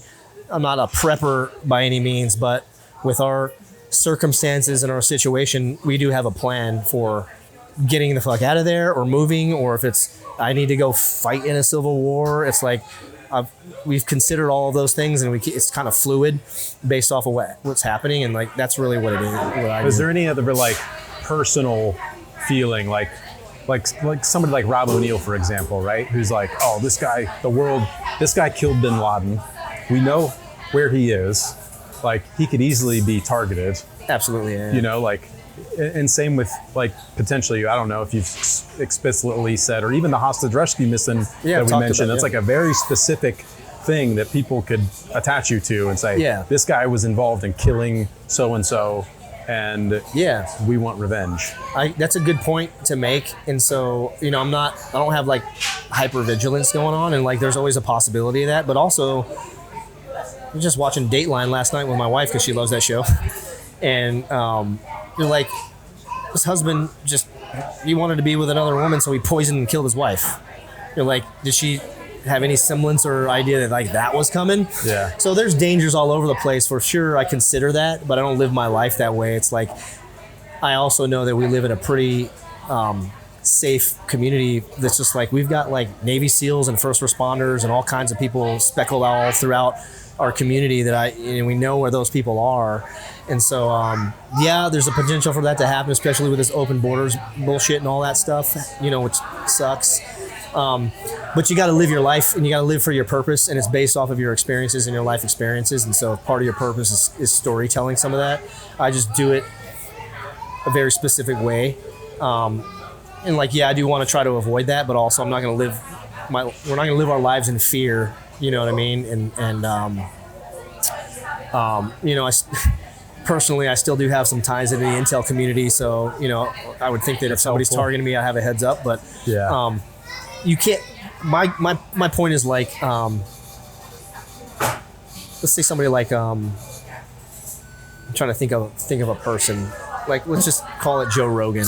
He's got a purpose that he understands in his life, you know, and he has entertainment shows, but for some time, part of his purpose, and in between some of these interviews, like truth-telling, truth-seeking, having experts talk about the truth in whatever thing, which could piss a lot of people off, especially if they're corrupt or, you know, enjoying some level of corruption from that thing, you know?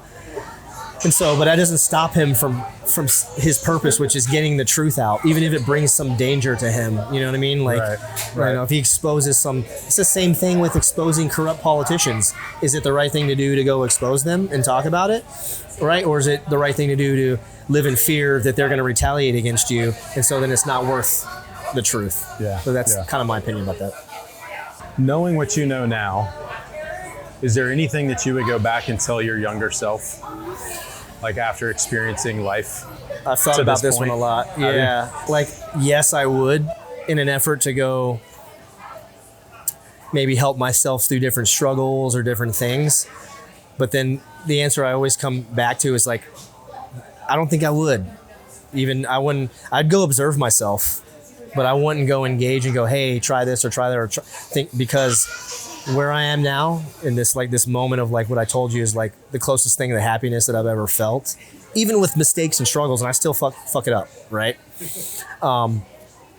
Is it means that if I could feel this right now in this moment, and this is the goal, right? To feel this for the rest of my life, that means that all that stuff had to happen the way that it was, so I would not go back and change any of that. So I wouldn't go fix anything per se, because the way that I see it now is like, there's nothing to fix. It was all part of the story, you know? Yeah. It's all stepping stones to get you where you are now. Yeah. Yeah. Totally. I would go back and say, hey, the things that you're dreaming about, they're going to happen.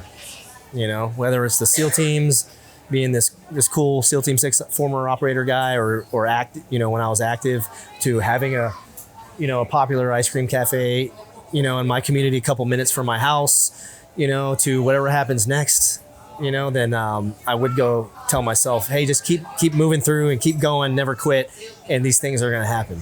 Yeah, I mean, you're in a community of guys who just don't quit, which is why you got to where you are, which I think gives you such an advantage to have that personality that's like, I'm dead set on my goal. This is the mission. I'm not going to quit till I get there. Which means you can't fail. You're going to have failures, but they'll just be little failures within an overarching win. I like to look at them as data points, right? Yeah. It's like, okay, learn from that. Here's a data point, learn from it. Yeah. Use it to get to the goal. Your business is killing it. You must have gone through so many struggles and things, where you wanted to quit, where it felt impossible. Honestly, we got really lucky with our current business with Tactical Baby Gear.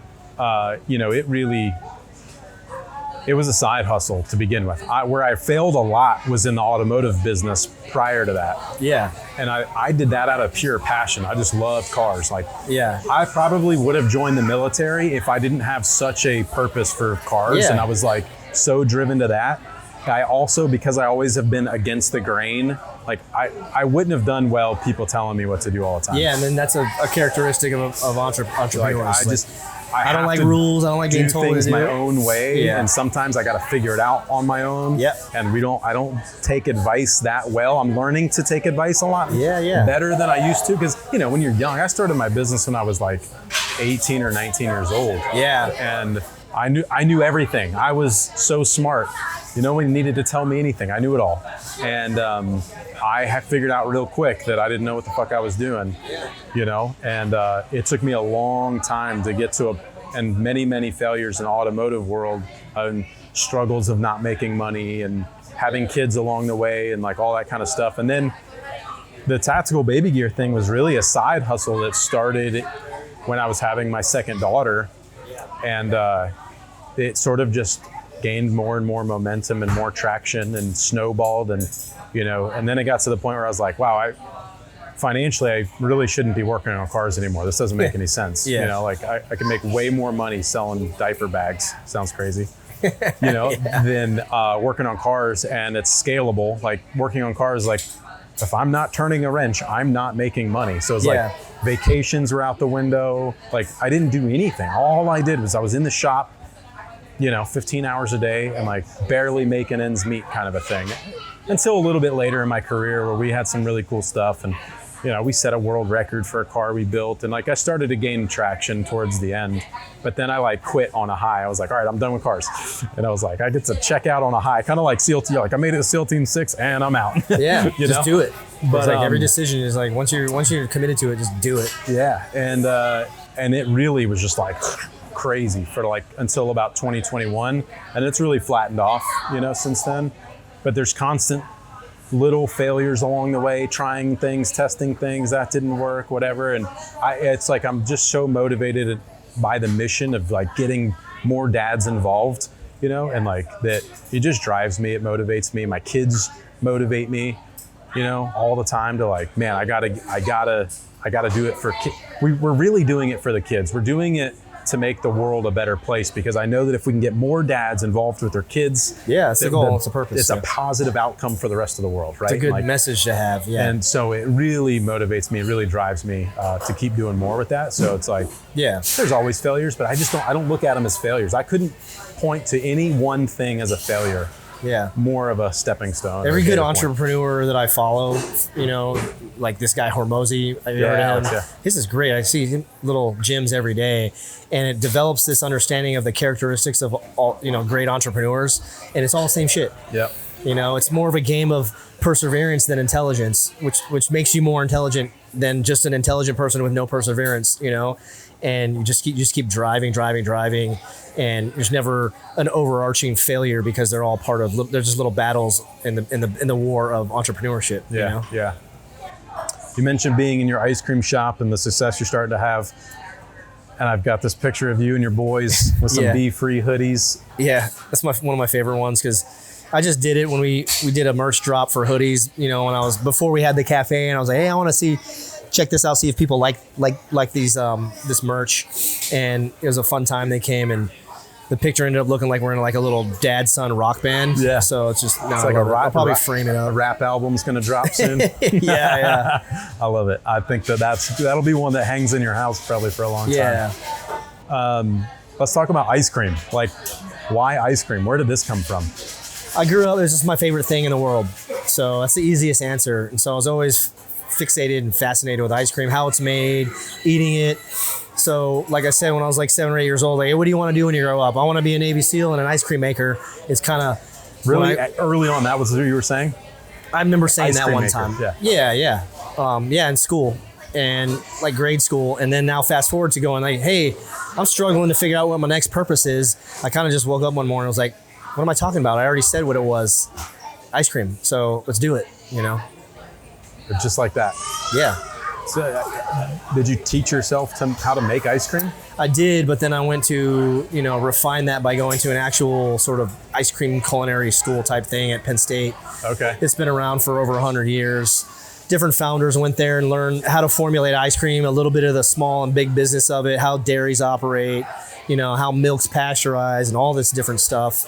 And then really the game of that school was like formulating on paper, ice cream formulas, right? And then going from there over time, those next few years, figuring out what is my ice cream, what are the things that I'm not satisfied with in the world of ice cream that's out there, and then apply that to my style. And then you develop your formulas, and over time I developed a style of ice cream, and it still evolves even to this day.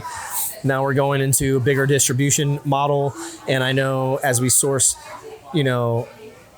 lot bigger bulk of ingredients, that I'm going to have to figure out how to keep that style and my craft of ice cream and my formula, within the limits of what I want it to be. And then the goal of you bring that to the world, right? Yeah. With your message. That's awesome, dude. That's awesome. I love it. All right, a couple last questions as we wrap up here, unless there's anything else we want to bring up before we start wrapping up. I'm good, man. I have a question from a previous guest. This is from Stu Carnes, and he asks, what is the one thing or the one mantra that everything falls under that guides you in parenting? I'm not going to think about it too hard. I'm going to say the mantra for me every morning is I pray real quick, and I thank God for everything that's came to be. And then I ask for protection for the way forward and all kinds of other prayers. And I sort of have a routine for that. And so I guess for me, the answer to that is my mantra is talk to God. If you need, because there's no truth. We have so much false AI is developing. Pretty soon, everything on the internet's not going to be real anymore. You're not going to know what's real or fake or true or false, except in person, maybe, but we've developed these blockages to that. So we're like, unless I know you and know that you actually are the most authentic version of yourself, then you might be full of shit and I don't know, You might be deceptive. I don't know. You might be manipulating me. I don't know. So my point is that like my mantra every day is when I need truth, which is every day, I ask God and I get the answer. Yeah. Talk to God. That's right. There's another one I wanted to touch on that I just remembered, which was, the idea of your kids joining the military. Is that something that's, ever been talked about by them? Are they even aware of a lot of your... They are now, because they're starting to be like 12, 13 years old, 11, 12.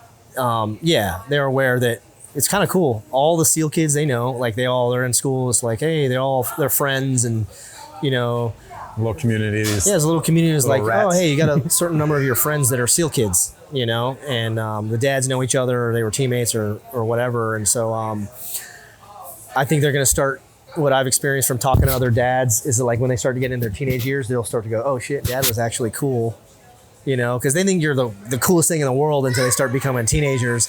And I expect that's going to start to fall. They're already starting now where it's like, hey dad, don't talk to me about like correcting me too many things in front of my friends. Let's do it when I'm not in front of my friends. Like, hey, you're going too fast on your e-bike. You need to watch out around corners. Like, oh, you can just tell them. They're like, I don't want. Hey, we'll talk about it later because they're with their friends. They want to be cool. But I think that's it's also going to come back around to where they see the pictures, see me and go, dude, Like, dad was cool. And maybe they'll start to express some interest in the military. I'm never going to push them towards that because I just know how dangerous it was, how many close calls there were. All of my memories of just the profound level of grief that moms and dads and family experience for losses. And like, fuck, I don't want to experience that. I don't even want to think about what will happen if I lose one of my sons in some way, you know, and what that will feel like. And so, you know, I don't want to bring it on any extra by encouraging them to go do dangerous shit in the military.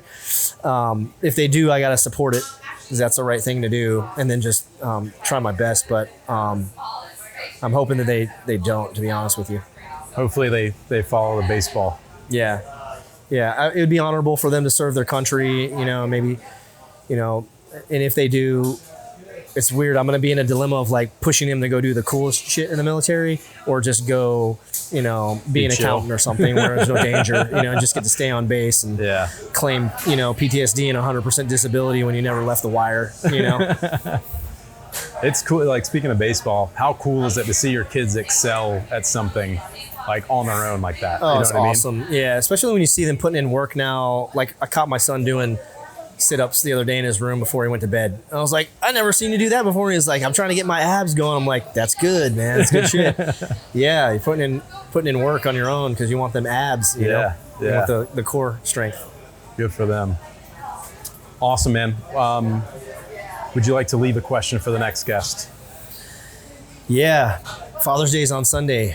If you could pick with no limits on the cost, you know, whether it's a thing or an experience, what would be your perfect Father's Day gift? Awesome, dude. Listen, I really appreciate your time and all the wisdom. It's been really awesome. That was awesome, yeah. Thank you for having us here in your place. That was incredibly more difficult than I thought it was going to be with all the background noise, but once we got going, it was good, man.